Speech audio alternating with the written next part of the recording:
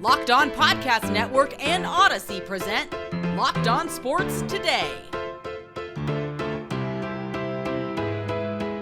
Paulo Banquero just got here, and the Magic are already impressed. Will the Open Championship provide a Hollywood story across the pond? Kevin Durant and Kyrie Irving returning to the Nets feels like a bad idea. I'm Peter Bukowski, starting your day with the can't-miss stories and biggest debates in sports. You're Locked On Sports Today. Searching all major sports. Found. Let's start with the biggest story. After Chet Holmgren got off to a blazing start in the Utah Summer League, there might have been some Magic fans going, uh-oh. And then Paolo Banchero showed up in Summer League and did a thing, and it was great, by the way. 2 games in, the Magic were like, we've seen enough. Thank you very much, Paolo Banquero. You can go get some rest before the NBA season starts. Joining me now from Locked On Magic, Philip Rossman-Reich. And Philip, this was a player who every podcast I listened to, every NBA writer I saw tweet and talk about this were like, oh my God, Paolo Banquero is huge. His play on the court was outstanding. Why did the Magic say, okay, 2 games, that's enough for us? Honestly, like I was watching the first game, and after 2 quarters, I was like, okay, that's enough. Look, everyone's trying to get different things out of Summer League. And so it's really hard to make comparisons. I've had people come at me like, why has Chet Holmgren played 5 games and Paolo's only playing 2? What does that say about Paolo? It says nothing. This is Summer League. Everyone's doing their own thing. And I think what the Orlando Magic were trying to do is they wanted just to get Paolo kind of back on the court, kind of see what he looked like and have him play a little bit. It was his first time playing since the NCAA tournament back in April.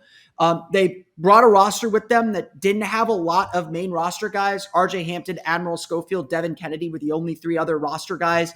Their second-year players, Franz Wagner didn't play. That was a choice by the team. Jalen Suggs didn't play. He's recovering from an injury. So it was really just Paolo out there. And what I think was just very clear from watching the Magic play against the Rockets and against the Kings was Paolo Banchero was the best player on the floor. The Rockets were sending double, triple teams at him. The Kings were sending double teams at him. They made their comeback simply because they kept the ball out of Paolo's hands. There's just very little more that he had to prove and little more that he was going to be able to show in these games. And yes, Orlando does not have a great recent history with injuries, so they were playing it very, very safe and saying, you know what, let's wrap him in bubble wrap. He'll play the crossover in Seattle and then get ready for training camp. Yeah, it was so interesting, particularly in that Houston matchup where a lot of Rockets fans were like, we might have gotten the best player in the draft. And not to say that these guys' stories are written now, because this is just Summer League. That's an important caveat. But Paolo was awesome in that game, and Jabari was fine in that game. And so that's okay. But on the same token, if you're the Magic, how much of this do you think was, okay, he doesn't have his other guys? Because you look at someone like Chet Holmgren, Poku's out there, Josh Giddey is out there. He's playing with guys that he's going to play with this season. Paolo Banchero was not doing that. Yeah, and like I said, I think that's a big reason why Chet is playing a little bit more. He's playing with Josh Giddey, and they're really trying to kind of foster that playing relationship as much as they can to get themselves ready for the regular season. It's not that necessarily Paolo was not playing a role that he's going to play. I think the Magic were really working to get him shots in areas that he wants to get shots. They were running pick and rolls, playing the switch, pinning him down on the block. They were, I think, experimenting a little bit with Paolo, playing a little bit of center, playing a little bit of point guard, really kind of directing traffic and being a playmaker and really trying to explore just how good of a passer he was. And again, I think that's one of the reasons he's not playing anymore is he passed that test with flying colors. They didn't need to see anything more from him as a playmaker. If anything, asking him to try and force more offense, face more double and triple teams is only going to tire him out more, make him more susceptible to injury. So again, it's all about what you're trying to accomplish. The Magic kind of said our goal was to just get him out there, kind of see what he could do. Paolo even said afterwards that, his goal was to get himself kind of into playing shape, try out a few different things, but they weren't trying to kind of integrate him into a system. They weren't trying to integrate him with players. That's going to come in training camp when he's playing with Markelle Fultz, Wendell Carter, Franz Wagner, Jalen Suggs, Jonathan Isaac, all the guys on this roster. There'll be an adjustment period, obviously, for that. But I really think the Magic saw what they needed to see out of Paolo and saw that he could be an alpha, which is, kind of what this team has been missing for a very, very long time. Philip will be all over the Magic's number 1 overall pick. You can find Locked On Magic everywhere you get podcasts, including on the Odyssey app. Thanks for making Locked On Sports today your first listen. Coming up, with the Live cloud looming large, all eyes are on St. Andrews, right where golf wants them. From the people who invented healthy and tasty comes the latest gift to your taste buds. You've probably tried the amazing coconut brownie chunk Built Bar, but guess what? Your friends at Built have given the coconut brownie chunk the puff treatment.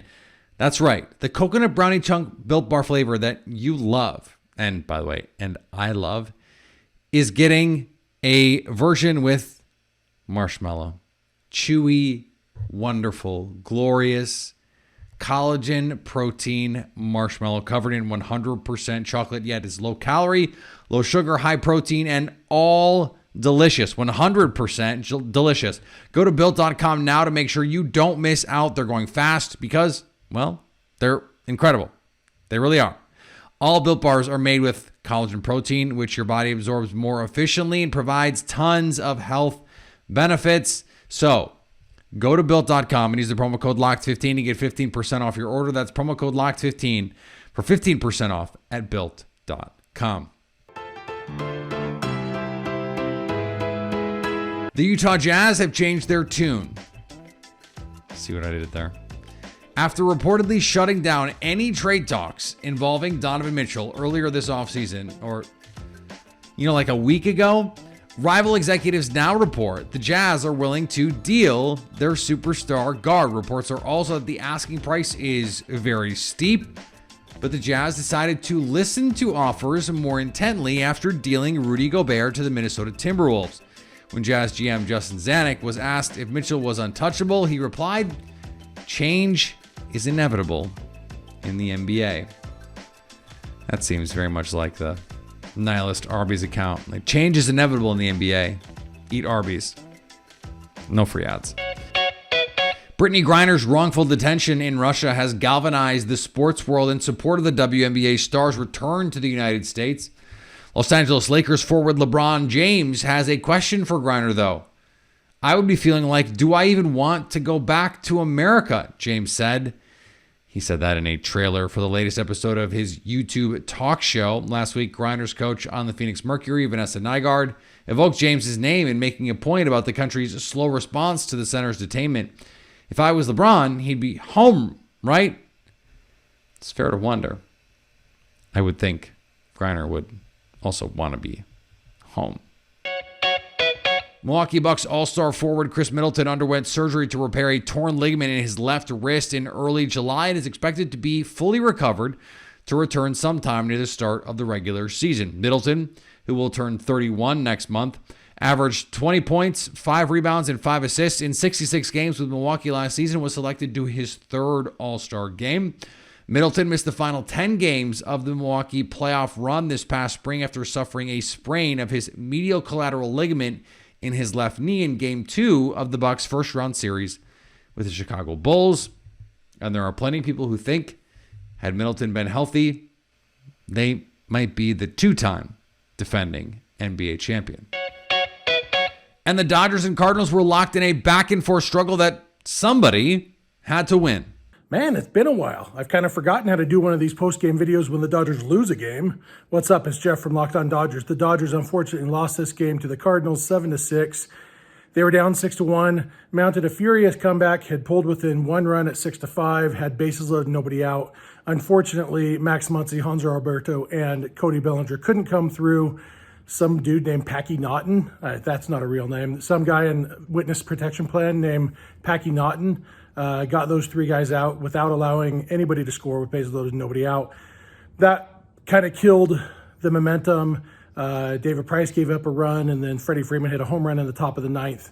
And the Dodgers kind of put up a fight in the 9th, but unfortunately, at the end of the day, the Dodgers lost this game. It's their second loss in the last 12, 13 games. I don't know. It's been They don't lose much these days. It's still no fun when they do. By checking out social media, a lot of concerns about Dave Roberts and his managing in this game, the choice to have Max Muncy pinch hit instead of Gavin Lux or Jake Lamb, or just leaving Trace Thompson up. A lot to talk about. We'll surely get into some of those Dave Roberts decisions on tomorrow's episode of Locked On Dodgers, and a bunch of other stuff, Mitch White's poor performance, and a lot to talk about from this game. So make Locked On Dodgers your first listen. It's time to talk about the Open Championship, and don't call it the British Open or golf heads will get mad at you. It is the 150th Open Championship, and it happens to be playing at the cradle of golf, St Andrews.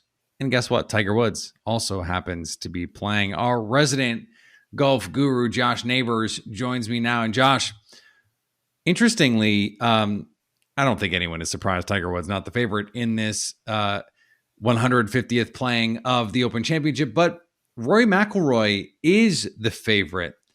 And that comes in a time when he has not won a major championship in almost a decade.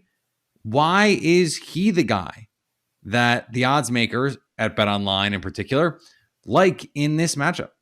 Well, I think it's because he's been playing well, especially in majors this year, right? It's kind of the number one thing. It's a home game for him. Also, he is a big name. So those three things together will kind of collide and allow you to have a guy like this be a favorite. I was doing a podcast earlier tonight in my Locked On Big 12 capacity, and people were asking me, hey, why is Texas a favorite to win the Big 12 this year, kind of up there? And, you can say, look, like they've got a lot of talent, the conference is down, and they're a big name. And so those are things odd makers like because they'll generate a lot of money.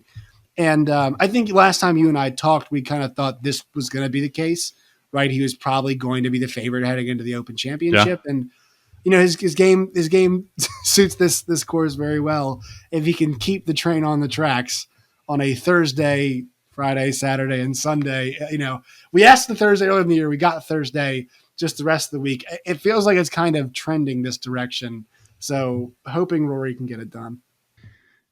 Part of the calculation in an Open Championship field is the weather, because these courses in the United Kingdom are so dependent on the weather to be their defenses. A lot of these courses, if you don't get wind, if you don't get cold, if you don't get muck, if you don't get mire, all of a sudden it's a lot easier to score on these courses. The practice rounds we've seen this week, it's been 70s, it's been 80s.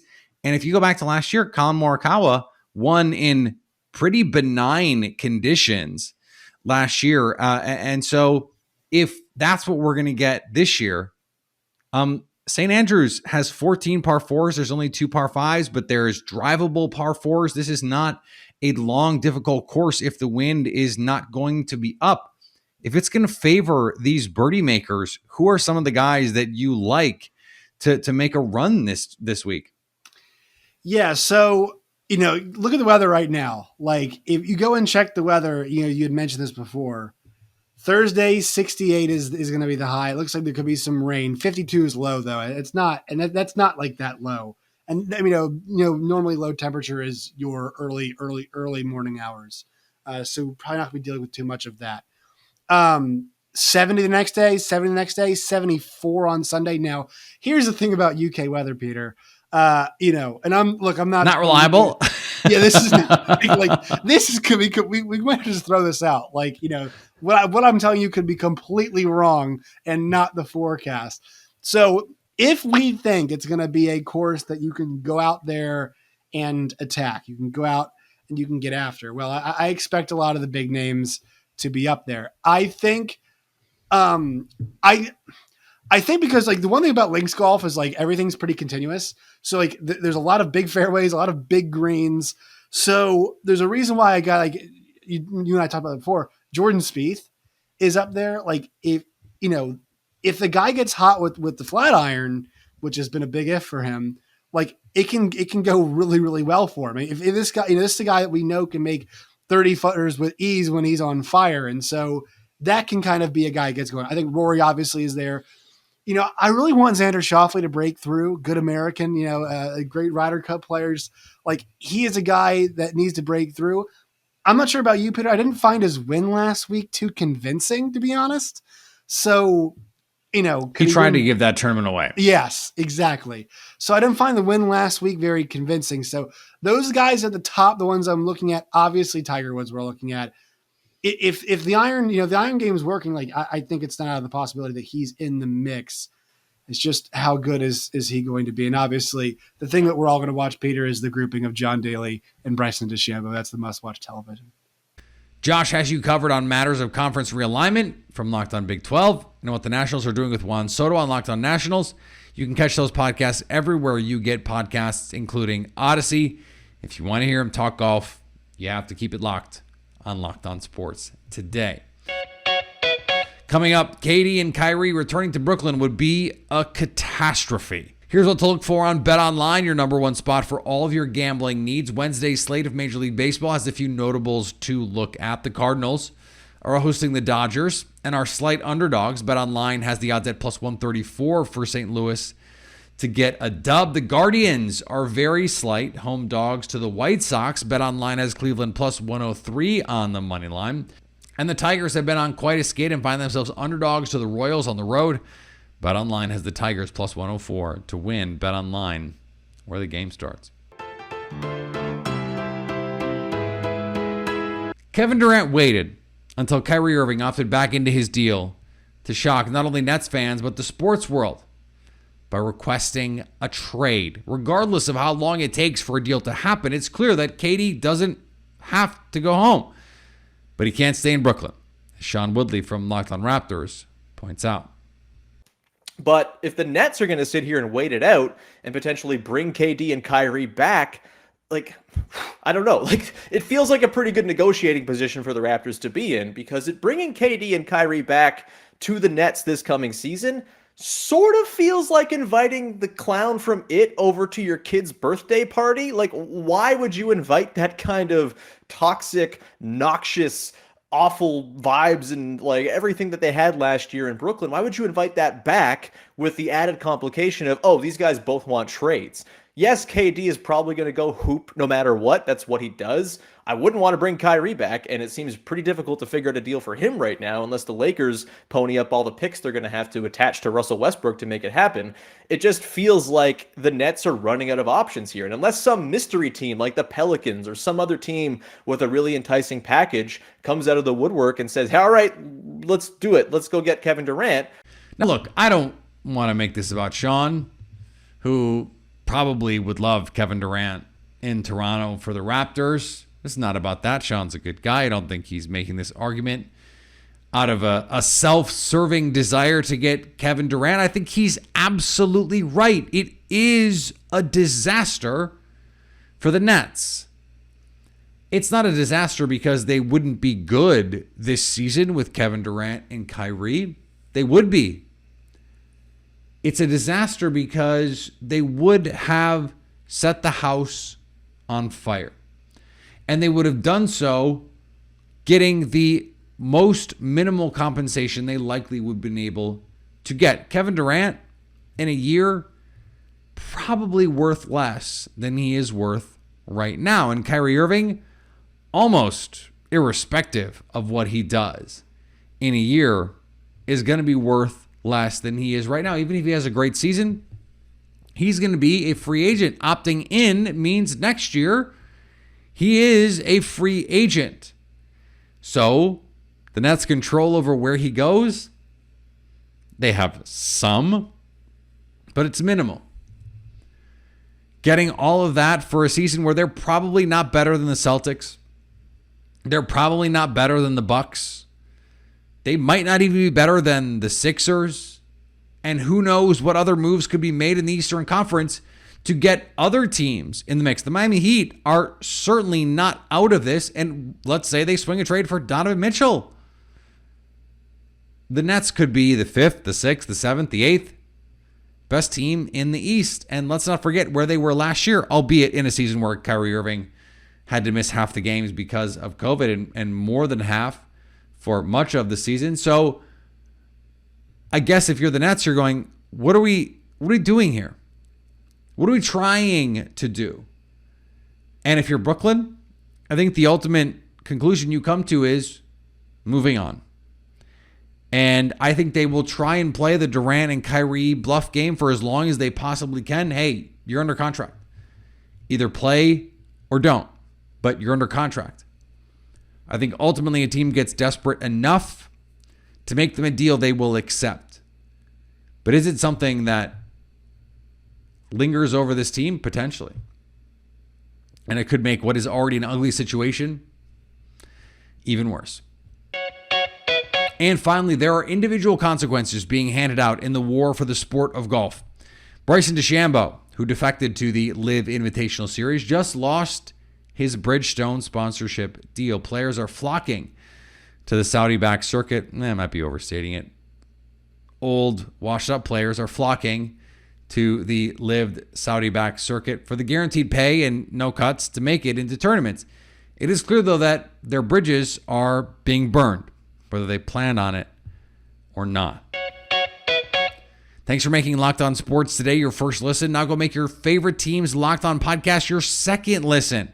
Coming up Thursday, why Title IX is boilerplate material only, at least right now. At least until tomorrow. Stay Locked On Sports today. Locked On Podcast Network and Odyssey present Locked On Sports Today.